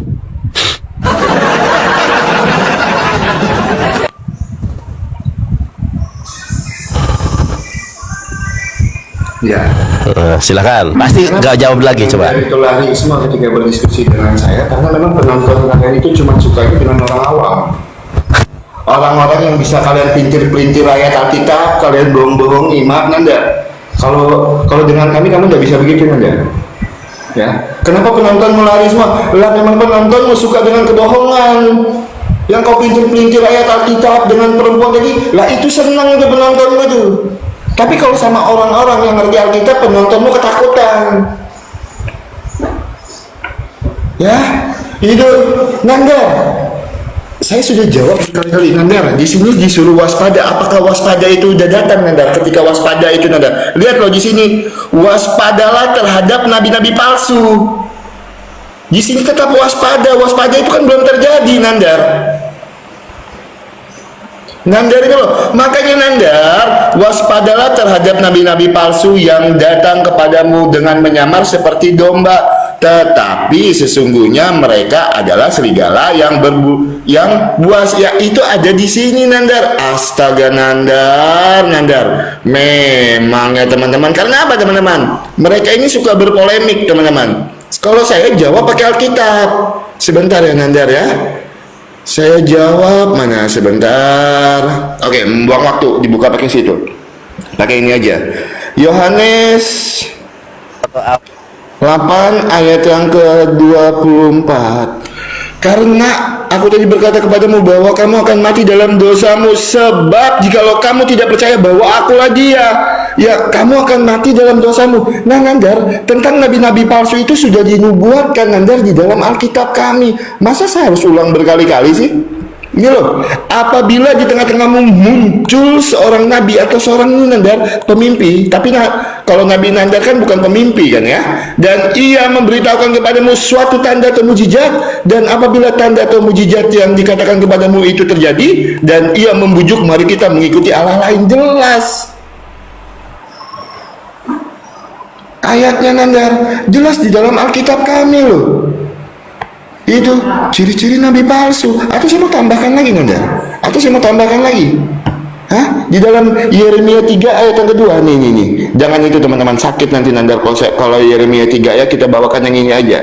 Biar agak ini sedikit, Nanda. Yeremia 23 ayat yang ke-15. Sebab beginilah firman Tuhan semesta alam mengenai para nabi itu, sesungguhnya aku akan memberi mereka makan ipuh dan minum racun, sebab dari para nabi Yerusalem telah meluas kefasikan ke seluruh negeri. Jelas dikatakan di dalam Alkitab kami, Anda. Siapa nabi palsu itu? Oke, teman-teman, banyak. Aku udah bertanya dengan Nandar ya, tapi aku mau jawab dulu semua narasi Nandar di dalam Filipi 1 ayat yang ke-18. Filipi 1 ayat yang ke-18 harus benahi. Tetapi tidak mengapa, sebab bagaimanapun Kristus diberitakan baik dengan maksud palsu, dengan jujur tentang hal itu aku bersukacita dan aku akan tetap bersukacita. Iya, Nandar, ini kesaksian Paulus ketika ada orang yang menganggap Yesus itu tidak disalibkan melainkan diserupakan. Betul. Dia tidak menerima kematian Yesus Kristus disalibkan melainkan diserupakan, Nandar. Itu yang pertama. Yang kedua, Roma 3 ayat 7. Roma 3 ayat yang ke-7. Tetapi jika kebenaran Allah oleh dustaku semakin melimpah bagi kemuliaannya, mengapa aku dia hakim lagi sebagai orang berdosa? Itu kelebihan orang Yahudi dan kesetiaan Allah. Di mana di situ Paulus mengajarkan berbohong, Nandar? Ya, terus di dalam 2 Korintus 12 ayat yang ke-16, 2 Korintus 12, mana tadi, teman-teman? 2 Korintus 12 ayat yang ke-16. Kenapa di situ menggunakan tanda strip gitu? Itu untuk membedakan dari yang mana menjadi tuduhan terhadap Rasul Paulus. Karena itu Paulus sedang mengalami kekhawatiran, makanya di situ menggunakan kata strip, Nandar. Ini kamu katakan, dalam kelicikanku aku telah menjerat kamu dengan tipu daya. Itu tuduhan orang terhadap Paulus, makanya menggunakan kata strip supaya dapat dibedakan, bukan berarti ditambahkan. Saya sudah jawab semua pertanyaan Nanda. Saya buang waktu saya 5 menit. Kenapa Nanda tidak menanggapi surat Al-An'am ayat yang ke-14? Ya, kenapa tidak ditanggapi, Nanda? Surat Al-An'am ayat yang ke-14. Yonatan Nandar, silakan. Aku dari tadi menjawab terus saja, teman-teman. Aku malah nggak fokus untuk bertanya ke dia, biarin aja. Gak masalah, memang kita ditugaskan untuk menjawab. Baik. Kalah PK, menang debat, teman-teman. Makasih. Nah, ini beda tipis lah, nggak apa-apa. Kita kalah PK, yang penting menang debat. Oke. Kenapa sih orang Kristen ini, mohon maaf ya Ki ya, mudah-mudahan Oki dapat hidayah. Oki orang baik ya, nggak ada debater Kristen yang paling baik kecuali Oki. Jujur, santun, ngajak aku makan nasi goreng, ini Oki saja, yang lain nggak ada yang kayak Oki. Cuma Oki memang harus belajar banyak. Pertama, Oki menyampaikan Yeremia 23:15. Oki, di dalam bahasa Ibrani itu ada gramatikal. Nah, Yeremia 23:15 itu bukan tentang nubuatan, tetapi tentang kejadian pada saat itu. Dimanai, ini indikatornya apa? Indikatornya dalam bahasa Ibrani itu ada yang namanya gramatikal, ya. Ada gramatikal, ada hove, ya. Hove, ada shifui. Kamu nggak ngerti itu? Tahu nggak? Shifui itu apa? Tahu nggak? Ya, hove itu apa? Nggak tahu, ini saya tunjukkan. Jadi itu tentang nabi-nabi palsu yang berada di Yerusalem. Ayat itu bukan berada di Arab. Nah, coba kita lihat nih. Sebab itu beginilah firman Tuhan semesta alam mengenai para nabi itu. Sesungguhnya aku akan memberi mereka makan ipu dan minum racun. Sebab dari para nabi, dari mana? Sebab dari para nabi Yerusalem telah meluas kefasikan ke seluruh negeri. Jeder. Ini nabi palsunya dari Yerusalem. Paulus dari mana? Paulus itu di Yerusalem, dia pas kefasikannya melebar ke seluruh Indonesia, bukan dari Arab. Ini kita lihat dalam bahasa Ibraninya. Ini indikator besarnya dalam bahasa Ibrani. Saya bacakan dalam bahasa Ibraninya. Makanya belajar bahasa Ibrani dulu. Ini baca, ini bikin malu nih. Kalau ada orang Israel baca, itu bikin malu. Saya bacakan nih. Lahen ko amar Yahweh Sebaot. Takatlah kotek-kotek. Al-Hanbi'im Hineni. Kamu nggak artinya Hineni itu apa? Hineni itu berada di sini. Berada di mana? Di Yerusalem. Makhil otam leada pehis kitim meiros kimet nebi apa di sini nebi Yerusalem, ya. Di nabi di mana? Yerusalem, ya. Apalagi? Ya sahalufa lehol harayata lakadalah semar badaraya. Jadi bagaimana Oki bisa memahami konteks Yeremia, sedangkan konteks Yeremia adalah nabi-nabi yang timbul di Yerusalem yang bahayanya melingkupi seluruh negeri, bukan nabi dari Arab. Makanya belajar dulu ya. Dalam gramatikal bahasa Ibrani itu ada sipui, ada nekeva, ada muzahar ya, ada hove, ya kan? Ada sifui ya. Gimana sih? Oke nih, aku tunjukkan. Aku nggak bakal lari dari pertanyaan Oki ini, nggak nyambung gitu loh. Memang Nabi Islam itu disuruh apa? Berserah diri. Berserah diri itu apa dalam bahasa Arabnya? Muslim. Disuruh untuk orang yang menjadi pertama menjadi seorang yang berserah diri.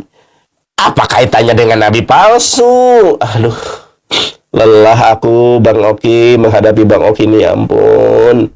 Ditanya apa, jawabannya kemana-mana yang nggak ada esensi dan urgensinya. Bang Oki, aku pelan-pelan sama Bang Oki nih. Ya, Bang Oki lihat nih ya. Ini kan perikopnya hal pengajaran sesat. Aku pelan-pelan banget nih. Pertanyaan saya, waspadalah terhadap nabi-nabi palsu yang datang.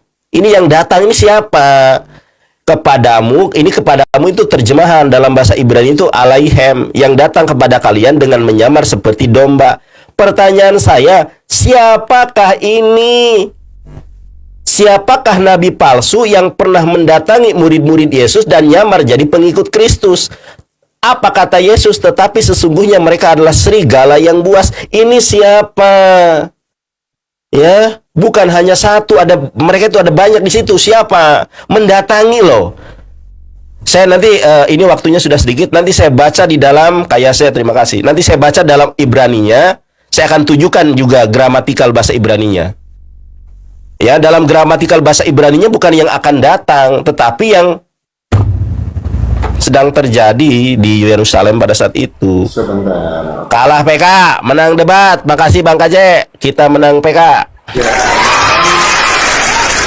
Pasti jawabannya kemana-mana lagi nih si Oki nih. Bukan kemana-mana, Nandar jangan training jauh. Nandar tadi berbicara kepada saya, Nabi Muhammad adalah Nabi terakhir. Itu yang Nandar narasikan ya. Sedangkan di dalam Quran Nandar, Nabi Muhammad adalah Nabi pertama yang berserah diri. Kenapa Nandar bilang out of context? Itu loh. Ketika Nandar tidak bisa menjawab, teman-teman, inilah kelebihan Nandar. Selalu mutar-mutar. Orang dia mengakui tadi kok. Gitu. Kelebihan dia ngeles sana sini. Karena apa? Ketidakmampuan dia menjawab pertanyaan kita. Dari tadi kita menjawab. Banyak data yang kita tunjukkan. Nandar, Yeremia 23 ayat yang ke-15 itu Nandar menyebar ke seluruh negeri. Bahkan Nandar sampai kemana tuh? Teman-teman mungkin tahu ya, saya tidak usah sebutkan itu. Mau kejelasannya nanti saya tambahkan data ayat satunya. Itu. Nah, kenapa Nandar tidak menjawab sama sekali surat Al-An'am ayat yang ke-14 ketika Nandar bilang Nabi Muhammad itu adalah Nabi terakhir? Sedangkan di surat Al-An'am ayat yang ke-14 Nabi Muhammad adalah Nabi pertama yang berserah diri, Nandar. Kalau pertama berarti bukan terakhir dong. Terus Nandar bilang dari tadi kalau Paulus itu adalah Nabi palsu, pengajar kebohongan. Nandar tunjukkan saya datanya di mana Paulus itu disebut sebagai seorang Nabi. Paulus itu bukan Nabi, Nandar. Paulus itu bukan nabi. Paulus itu adalah seorang rasul, Nandar. Ya, saya akan tambahkan lagi ya teman-teman ya. Saya akan tambahkan lagi data untuk Nandar. Nggak apa-apa, kita dari tadi cuma menjawab aja teman-teman. Lah memang Nandar emang suka begitu. 2 Petrus 2 ayat yang ke-1. Sebentar ya, 2 Petrus 2 ayat 1 sampai 3. Sebentar saya bukakan dulu datanya. Ya, 2 Petrus 2 ayat 1 sampai 3 ya. Nabi-nabi dan guru-guru palsu. Sebagaimana nabi-nabi palsu dahulu tampil di tengah-tengah umat Allah, demikian pula antara kamu akan ada guru-guru palsu. Mereka akan memasukkan pengajaran-pengajaran sesat yang membinasakan. Bahkan mereka menyangkal penguasa yang telah menebus mereka. Mereka menyangkal, Nandar, kalau Tuhan Yesus mati disalibkan. Dan dengan jalan demikian mendatangkan kebinasaan atas diri mereka. Ibrani 1 ayat yang ke-18, sebab pemberitaan salib adalah kebodohan bagi mereka yang akan binasa. Ayat yang kedua, banyak orang-orang mengikuti cara hidup mereka yang dikuasai hawa nafsu, dan karena mereka jalan kebenaran akan dihujat. Nah, ini dia. Banyak orang yang mengikuti cara hidup mereka dengan dikuasai hawa nafsu, dan karena mereka jalan kebenaran akan dihujat. Jadi orang-orang yang menerima Tuhan Yesus adalah satu-satunya jalan kebenaran dan hidup itu akan dihujat. Terjadi nubuatan ini, Nandar. Dan karena celakanya guru-guru palsu itu akan berusaha mencari untung dari kamu dengan cerita-cerita isapan jempol. Dengan cerita-cerita isapan jempol mereka. Tetapi untuk perbuatan mereka itu, hukuman telah lama tersedia dan kebinasaan tidak akan tertunda. Jelas kan ya? Alkitab kami menerangkannya. Mana lagi yang belum saya jawab, Nandar? Mana lagi? Jelas Alkitab kami menjelaskannya, Nandar. Di ayat yang kedua, banyak orang akan mengikuti cara hidup mereka yang dikuasai hawa nafsu, dan karena mereka jalan kebenaran akan dihujat. Jadi orang-orang yang menerima Yohanes 14 ayat yang ke-6, akulah jalan dan kebenaran dan hidup, tidak ada seorang pun yang dapat sampai kepada Bapa kalau tidak melalui aku, akan dihujat. Itu terjadi kepada siapa? Siapa yang melakukan itu? Jelas ya, sebagaimana nabi-nabi palsu dahulu tampil di tengah-tengah umat Allah, demikian pula antara kamu akan ada guru-guru palsu. Mereka memasukkan pengajaran-pengajaran sesat yang membinasakan. Bahkan mereka akan menyangkal penguasa yang telah menebus mereka. Siapa yang menyangkal Tuhan Yesus itu mati disalibkan? Siapa yang menyangkal? Silahkan pikirkan itu. Siapa yang menyangkal kalau Tuhan Yesus itu disalibkan? Maka dia akan mati di dalam kebinasaan Anda. Makanya Ibrani 1 ayat yang ke-8, sebab pemberitaan salib adalah kebodohan bagi mereka yang akan binasa. Jelas Alkitab kami menyampaikan itu, dan ayat Alkitab kami berkorelasi antara satu dengan yang lainnya. Beban pembuktian ada di Nanda, di mana Rasul Paulus disebutkan sebagai seorang nabi. Ya, dari tadi saya menjawab Anda Nah, cuma gini. bertanya satu gitu aja saya dari tadi. Itu saya lebih banyak menjawab terus, tapi nggak apa-apa karena ini iman saya harus mempertanggungjawabkan iman saya. Silakan ya. Kalah PK, menang debat. Debat gitu. Oke, ini pertanyaan. Aduh, kamu ini bubuk nih. Oke, udah. Teman-teman rekam ya, rekam. Rekam teman-teman ya. Dijawab ya, dijawab. Ya, saya jawab. Pertanyaanmu itu gampang, Oki. Masalah Nabi Muhammad. Nabi Muhammad itu bukan nabi pertama. Nabi pertama itu Adam. Nabi Muhammad katanya nabi pertama. Oke. Ya, kamu ini masya Allah. Di mana dalilnya Nabi Muhammad adalah nabi terakhir? Ini oke, baca Quran surat Al-Ahzab ayat ke-30, ayat 40 ya. Makana Muhammadun aba ahadim mirijalikum walakir Rasulullah wa khataman nabiyyin wa kana Allahu bikulli syai'in alim. Artinya apa? Syai'in alima. Oke. Muhammad itu bukanlah bapa dari seorang di antara kamu, tetapi dia adalah utusan Allah dan penutup para nabi. Jeder. Nandar, di mana si Paulus sebelum dia pura-pura jadi Kristen dia adalah nabi? Habis riwayat Moki. Saya tunjukkan ayatnya nih. Teman-teman, ini ayatnya. Si Paulus sebelum dia pura-pura jadi pengikut Kristus, dia adalah nabi. Di mana ayatnya? Pada waktu itu dalam jemaat di Antioquia ada beberapa nabi dan pengajar. Inilah penipuan LAI. Kita lihat dalam bahasa Yunaninya. Kenapa jadi singular? Kita lihat di dalam bahasa teman-teman, ini di dalam Bubble Hub ya. Nih saya langsung aja ke sini. Nah, teman-teman lihat nih ya. Ada para nabi. Kita lihat di sini apa? Plural ya. Nah, yang diterjemahkan oleh LAI sebagai pengajar, ternyata di dalam Bubble Hub itu bukan singular, tetapi apa? Plural. Ternyata si Paulus adalah nabi ya, sebelum dia pura-pura jadi pengikut Kristus. Saya tunjukkan dalam Alkitab bahasa Inggris kalau kalian nggak percaya. Ini adalah Alkitab, namanya Bible, The New American Bible. Saya tunjukkan ya, di dalam Kisah Para Rasul 13 ayat pertama. Now there were in the church at Antiochia prophets. Tuh, apa dia di sini? Prophets and teacher. Barnabas, Simon, was called Niger, yang disebut sebagai Niger. Lucius of Cyrene, Lucius dari Kirene. Manaen was a close friend of Herodes the Tetrarch. And siapa? Saul. Jeder. Nah, teman-teman, di dalam teologi kekristenan, sebelum si Paulus ini bertobat, dia namanya adalah Saulus. Ketika dia namanya Saulus, ternyata dia adalah nabi. Nah, makanya ayat ini relevan dengan Matius 7 ayat ke-15. Waspadalah terhadap nabi-nabi palsu yang datang kepadamu. Nah, nabi-nabi palsu yang datang kepada murid-murid Yesus, yaitu KPR 13 ayat 1. Nah, di situ bukan disebutnya Paulus, oke, tetapi Saul.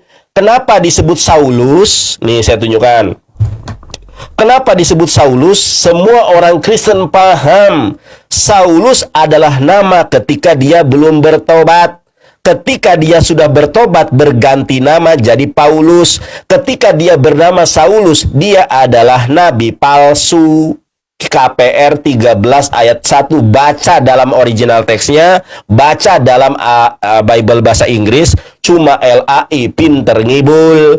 LAI sengaja membohongi dengan dia menterjemahkan pengajar. Padahal dalam bahasa Yunani itu para pengajar, termasuk si Paulus. Ya. Kalau dalam bahasa terjemahan, pada waktu itu dalam jemaat di Antioquia ada beberapa nabi dan pengajar, seolah-olah pengajar ini mengacu kepada si Paulus. Padahal di dalam bahasa Yunaninya, semua ini para nabi dan para pengajar. Jeder. Sekarang pertanyaan saya, tolong Anda akui ya. Anda akui atau tidak? Ya, Matius 7 ayat ke-15. Saya tanya sekali lagi sama Oki. Pertanyaan Oki sudah saya jawab. waspadalah terhadap nabi-nabi palsu yang datang kepada kalian murid-murid Yesus. Aduh, mau saya jelaskan gramatikalnya tinggal sedikit. Dengan menyamar seperti domba, tetapi sesungguhnya mereka adalah serigala buas. Pertanyaan saya, siapakah nabi palsu yang datang kepada murid-murid Yesus dan nyamar jadi Kristen? Siapa? Coba dijawab. Kalau ditanya siapa, ya sebut nama dong. Yang datang ke murid-murid Yesus ini siapa? Ada nggak Nabi Muhammad datang ke situ? Boro-boro belum lahir. Yang datang ke situ cuma Paulus. Aduh, kalah PK, menang debat. Aduh, ini Sultan kemana nih? Masa kita menang debat, PK-nya kalah mulu nih teman-teman. Mana Sultan nih? Oke. Kita PK-nya bubuk kalau menang debat. Gimana? Harusnya menang debat kalah PK-nya si Oki. Nandar Silakan. dibawakan. Nandar, gimana bukti Nandar? Gimana bukti kalau Rasul Paulus itu adalah seorang nabi? Nandar bawakan Kisah Para Rasul 13 ayat yang ke-1. Dan Nandar tadi bilang kalau di situ LAI itu terjemahannya palsu. Tapi kau pakai juga data yang lain untuk memperkuat itu dalilmu. Memang kadang-kadang standar ganda Nandar ini. Pada waktu itu dalam jemaat di Antioquia ada beberapa nabi dan pengajar. Oke, kita lihat dan pengajar sini Nandar, sesuai yang Nandar tunjukkan tadi. Sebentar ya. Sebentar, dan pengajar. Ini tidak ada yang salah di sini Nandar. Gimana salah? Ada beberapa nabi dan pengajar, yaitu Barnabas dan Simon yang disebutkan Niger, dan Lukius orang Kirene, dan Menahem yang diasuh bersama dengan raja wilayah Herodes, dan Saulus. Jeder. Loh, lihat di sini dong. Ada beberapa nabi dan apa?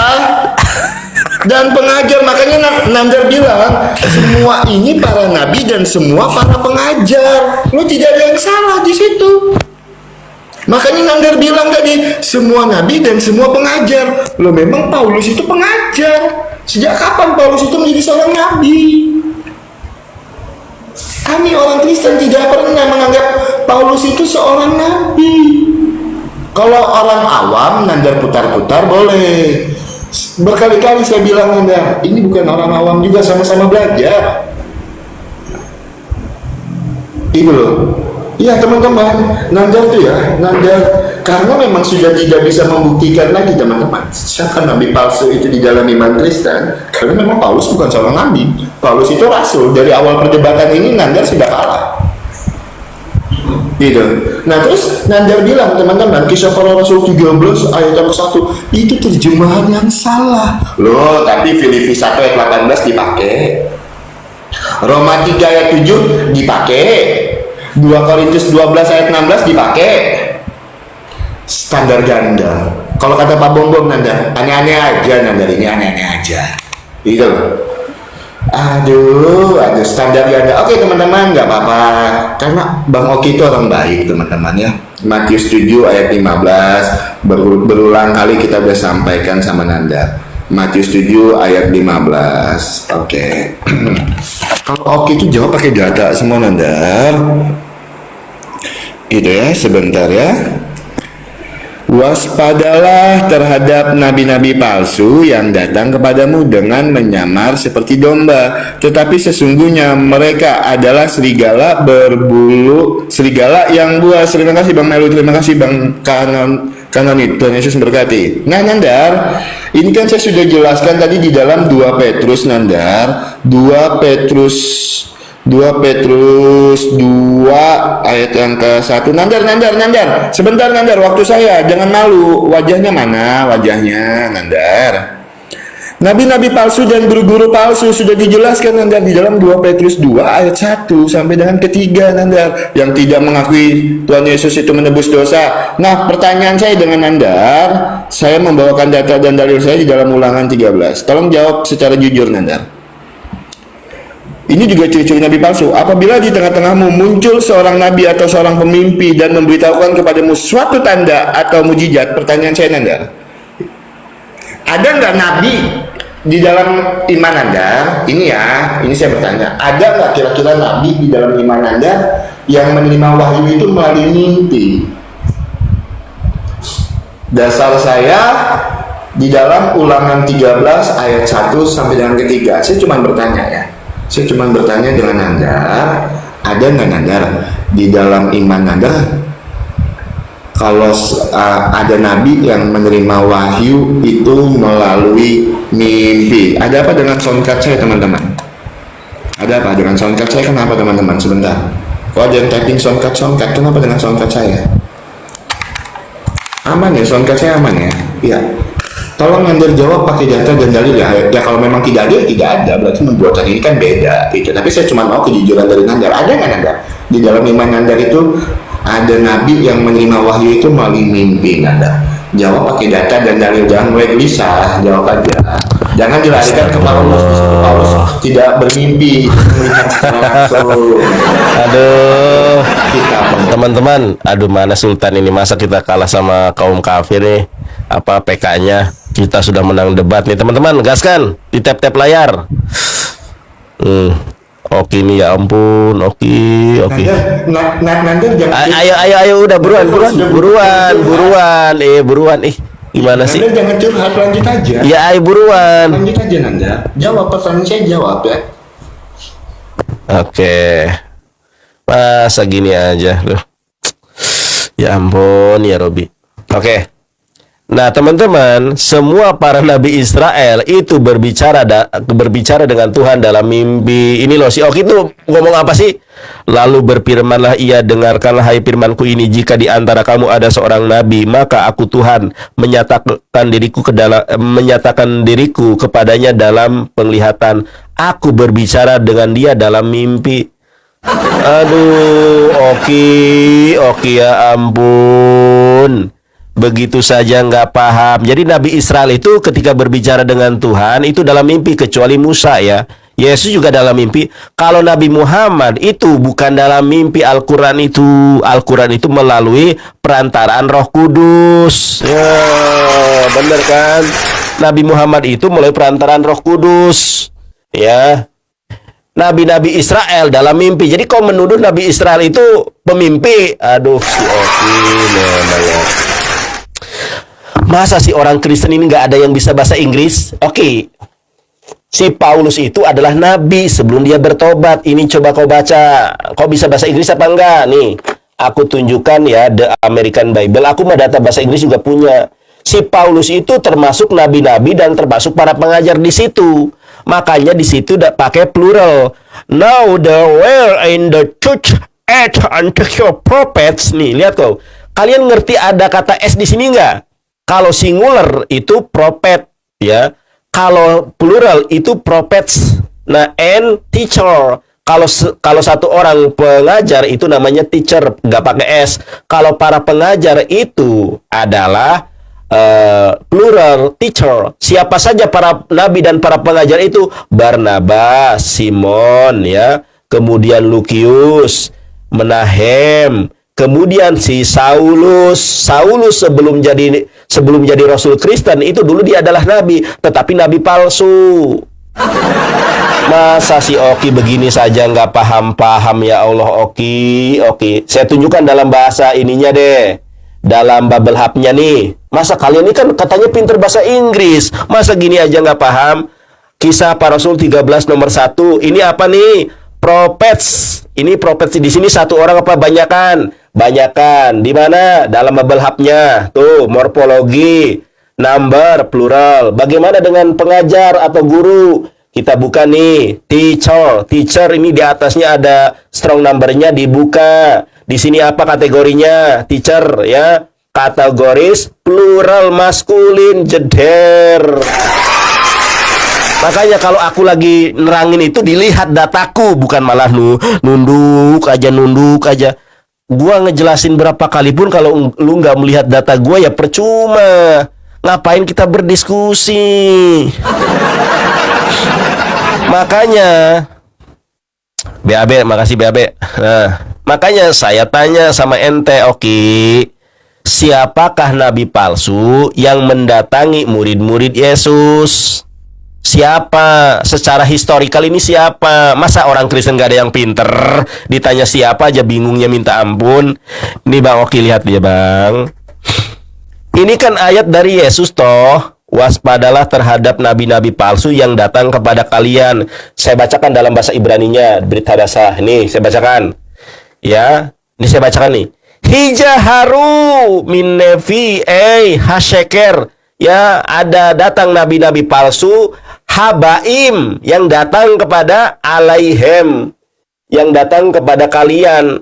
Apa di sini? Bilbus kebasim, yang nyamar jadi domba. Sekarang saya tanya, domba dalam teologi kekristenan itu siapa? Pengikut Kristus.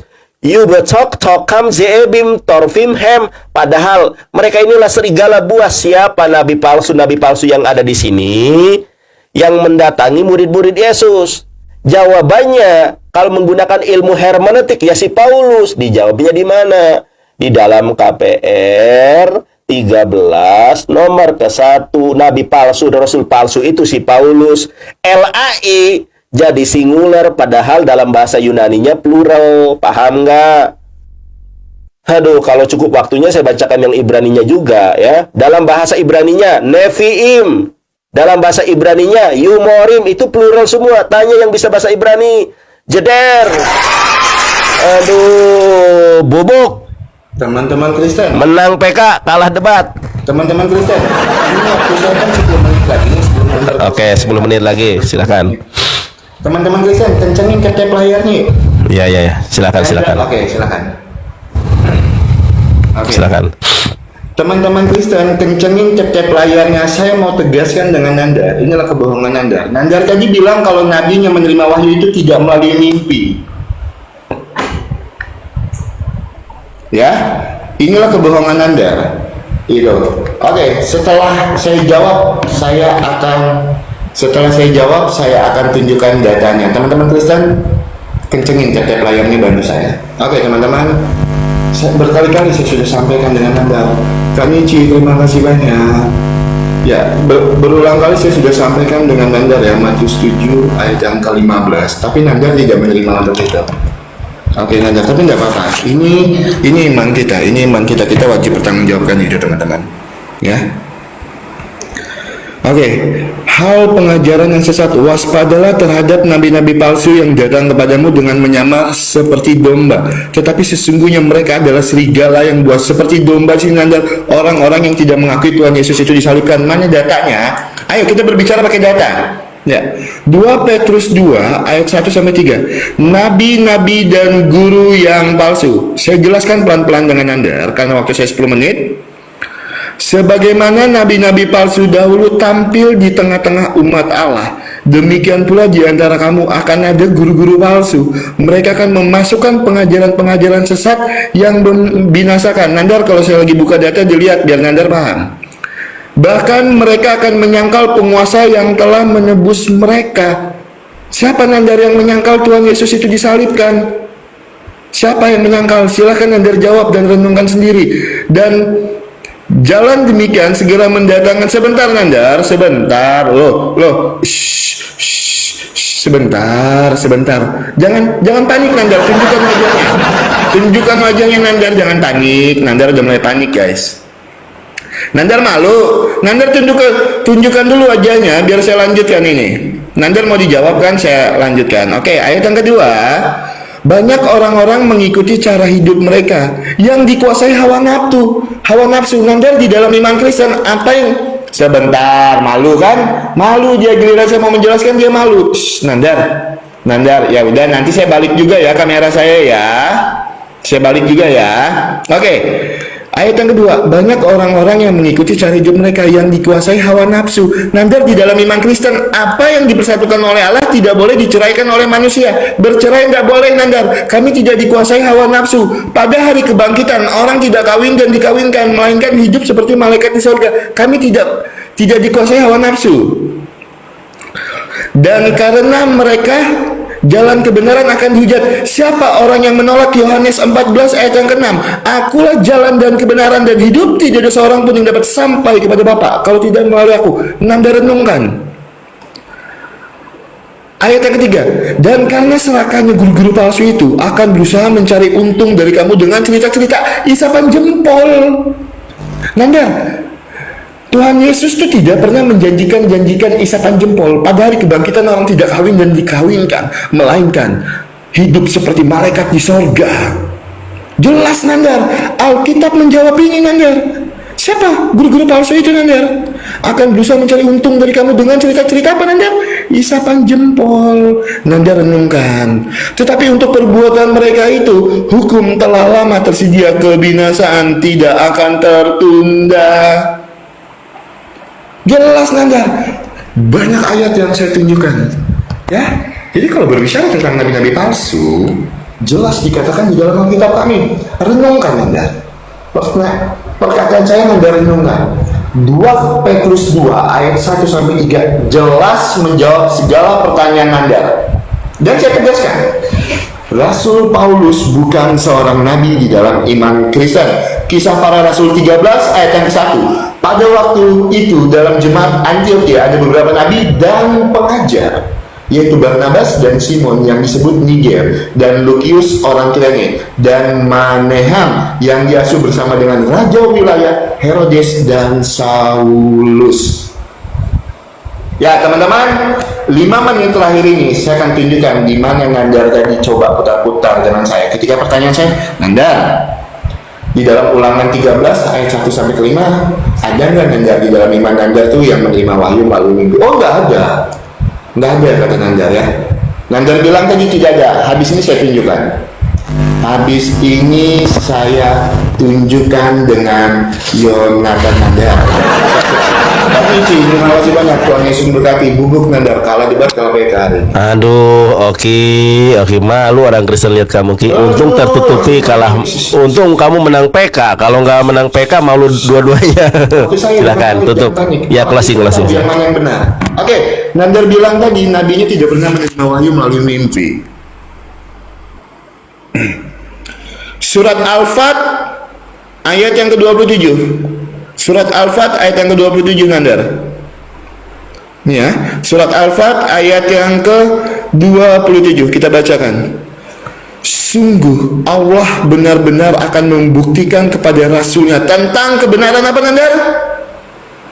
Kebenaran mimpinya dengan sebenar-benarnya, yaitu bahwa kamu pasti akan masuk Masjidil Haram.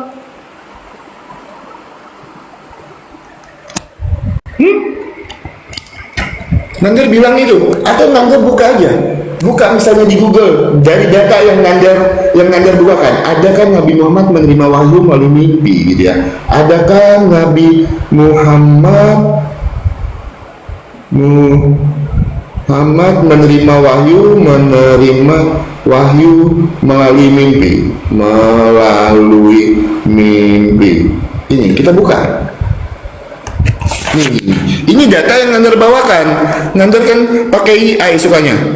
Nih, ya Nabi Muhammad menerima wahyu melalui apa Nandar? Melalui apa Nandar? Melalui apa?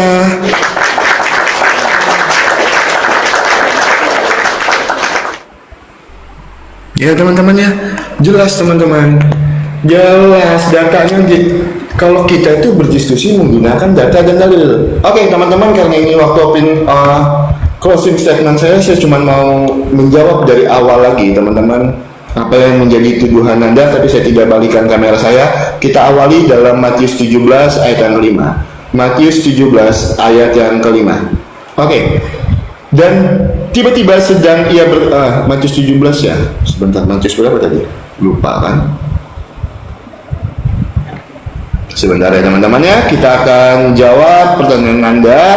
Ya, di dalam Matius ini kita akan jawab dari Yohanes 8 ayat yang ke-24 dulu. Yohanes 8 ayat yang ke-24. Yohanes 8 ayat yang ke-24. Karena itu tadi aku berkata kepadamu bahwa kamu akan mati dalam dosamu, sebab jikalau kamu tidak percaya bahwa akulah dia, kamu akan mati dalam dosamu. Siapa nabi-nabi palsu yang Anda tanyakan? Orang yang tidak mengakui Tuhan Yesus itu adalah Tuhan dan Juru Selamat. Itu yang pertama. Orang yang tidak mengakui Tuhan Yesus itu disalibkan. Itu yang kedua Nandar. Dan yang ketiga Nandar, ciri-ciri nabi palsu itu saya bacakan lagi di dalam Kak Nici. Terima kasih banyak. Ulangan 13. Saya harus ulang-ulang terus ini biar teman-teman yang di bawah sadar.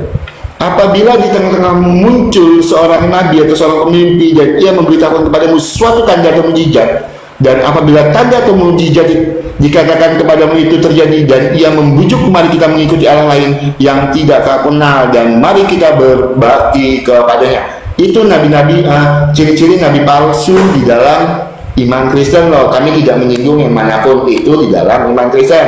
Terus saya bacakan lagi Nanda di dalam Yeremia 3 ayat yang kedua. Yeremia 3 ayat yang kedua. Oke, mulai panas teman-teman. Yeremia 3 ayat yang kedua. Layangkanlah matamu ke bukit-bukit gundul dan lihatlah di manakah engkau pernah ditiduri di pinggir jalan engkau duduk menantikan kekasih seperti seorang Arab di padang gurun. Engkau telah mencemarkan negeri dengan zinamu dan dengan kejahatanmu Yeremia 3 ayat yang kedua. Saya cuma menunjukkan data. Oke, teman-teman Kristen, karena ini opening statement saya, closing statement saya. Terima kasih untuk Kang Nici, terima kasih untuk teman-teman yang sudah support saya di bawah yang udah tap-tap layar. Terima kasih banyak, Tuhan Yesus memberkati. Saya mau tegaskan, nabi-nabi palsu sudah dinubuatkan di dalam iman Kristen. Dari perjanjian lama sampai dengan perjanjian baru, semua sudah dinubuatkan. Jawaban semua pertanyaan Anda ada di dalam 2 Petrus 2 ayat 1-3 seperti yang saya jelaskan Anda.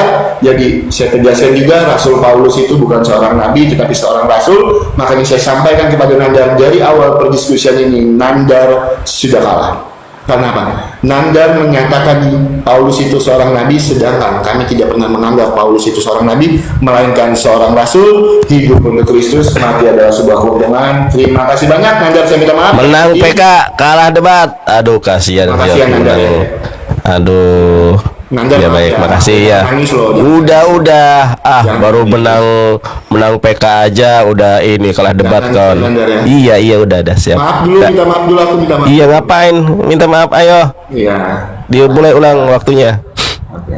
Ya, orang menang PK aja. Mana? Tuh mulai panik kan? Loh, kok mulai panik, teman-teman? Baik. Kok ngapain gua nangis? Lu kalah debat, teman-teman ya. Si Oki tuh nggak nyambung bicara kemana-mana ya. Jelas-jelas karakteristik nabi-nabi Israel itu berbicara dalam mimpi itu nih. Tuhan menyatakan diriku kepadanya dalam penglihatan. Aku berbicara dengan dia dalam mimpi. Bukan hanya ini, Samuel juga itu ketika menerima wahyu itu dalam mimpi. Ya, perantaraan nabi maupun dengan mimpi. Jadi ada apa yang dibahas, gue tuh bingung. Sementara si Paulus itu iblis, nabi palsu, rasul palsu itu ada, Oki. Ya, nih saya tunjukkan. Kalau si Paulus nih, kemudian si Paulus itu kan rasul palsu, nabi palsu di dalam Matius 7 ayat ke-15. Ini Oki, lihat. Waspadalah terhadap nabi-nabi palsu yang datang kepadamu menyamar seperti domba. Di sini aja Oki nggak jujur. Domba itu adalah manifestasi dari orang-orang yang disebut pengikut Kristus. Nih saya tunjukkan ya. Saya tunjukkan ya ini. Nah, ini yang ini ya. Nih Ki. Ini tadi kan kamu pakai meta AI ini. Para pengikut Yesus disebut domba. Iya, benar. Pengikut Yesus seringkali diibaratkan sebagai domba dalam Alkitab. Dengan Yesus sebagai gembala mereka, jeder. Menangis Oki, untung Oki menang PK. Kalau dia kalah debat, aduh udah kalah debat, kalah PK. Udah kalah PK, kalah debat. Tapi dia masih untung terselamatkan dengan menang PK ya teman-teman ya. Saya tunjukkan lagi, kenapa sih nggak jujur orang-orang Kristen ini, pengikut nabi palsu, rasul palsu dari Tarsus ini. Nih saya tunjukkan. Sekarang kau aja bertanya di Meta AI. Nih aku tanya Meta AI. Pengikut Yesus disebut domba dalam tradisi Kristen.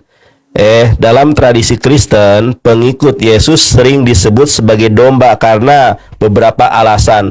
Ternyata si Paulus itu nyamar jadi domba, nyamar jadi pengikut Yesus. Ini tuh mulai panik dia. Teman-teman, ini lihat ya, mulai panik dia.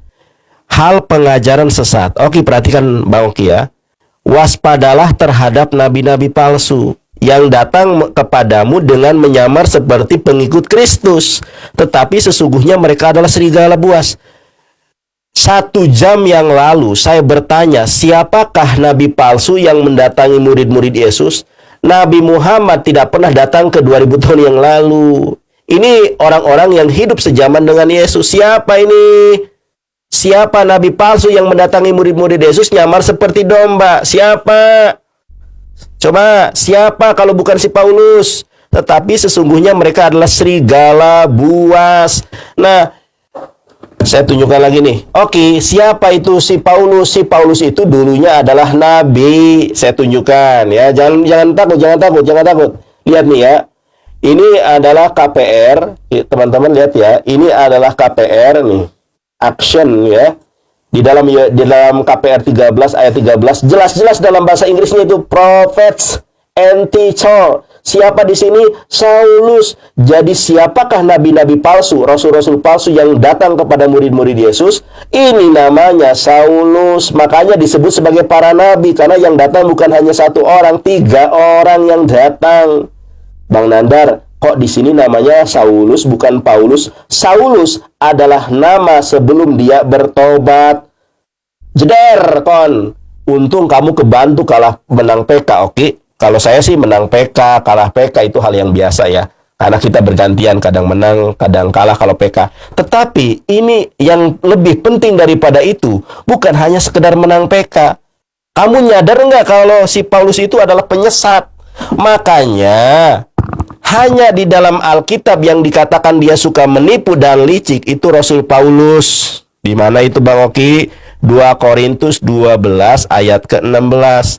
Bang Oki, coba Bang Oki baca di dalam Yunaninya. Itu nggak ada kamu katakan. Nih. Ya. Baiklah, aku sendiri tidak merupakan suatu beban bagi kamu. Tetapi dalam kelicikanku aku telah menjerat kamu dengan tipu daya. Saya kasih kamu ya paus 2. Kalau kamu mampu, saya paus 10 lah, paus 10. Kalau kamu mampu membuktikan ada bahasa Yunani, kamu katakan. Dalam bahasa Yunaninya, esto da ego kate barasa yumas aliur paku padorgos daulah hilbas elabun. Itu nggak ada. Kalian ini memang benar-benar disesatkan dengan terjemahan, tapi nggak mau tahu. Yang penting menang PK, padahal ilmu kosong. Kalah PK, menang debat, oke. Untung dibantu Bang Oki. Aku mohon maaf Bang Oki ya. Sabar Bang Oki. Mohon maaf kalau ada kata-kata yang salah. Kalau Bang Oki menang PK itu hal yang biasa. Karena Kristen itu kalau dalam agama Kristen tidak memandang halal dan haram. Ya iya kan, tidak memandang halal dan haram. Jadi loh, mau nangis dari mana Bang Oki yang mau nangis kalau debat? Udah Bang Oki ya, maafin aku ya Bang. Kamu tersesat ya Bang dengan nabi palsu Paulus ya Bang. Sama-sama Bang Oki. Selamat sore. Berakhir sudah diskusi dan debat para apologet Islam yang telah memberikan kita ilmu dan pengetahuan tentang ajaran Islam dan ajaran Kristen. Semoga ilmu yang kita dapat dari diskusi dan debat ini dapat membentengi kita dari permutatan yang mana pada saat sekarang banyaknya misionaris-misionaris mencari muslim yang awam untuk dimurtadkan. Saya akhiri video ini. Terima kasih kepada saudara-saudari muslim semua yang telah mengikuti diskusi ini sampai habis. Sampai ketemu lagi dan nantikan video-video diskusi dan debat apologet Islam selanjutnya. Assalamualaikum warahmatullahi wabarakatuh.